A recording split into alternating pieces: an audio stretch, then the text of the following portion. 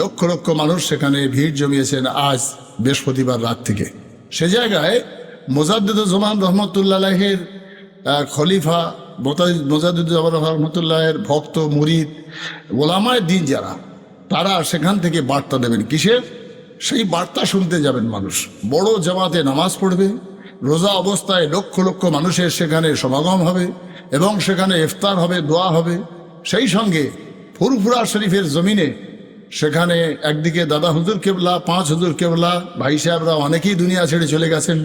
সৈয়দ হোসেন বুখারী গাজী যিনি ফুরফুরা প্রতিষ্ঠাতা, তার মাজার, এবং তারই বংশধর সৈয়দ মনসুর হোসেন সাহেব রহমতুল্লাহ আলাইহ, সৈয়দ গোলাম সরোয়ার সাহেব তার সুযোগ্য বড় সাহেবজাদা, তার মেজ সাহেবজাদা, পীর আল্লামা ওস্তাদুল ওলামা হজরত মাওলানা নিয়ামত হোসেন সাহেব রহমতুল্লাহ আলাইহি।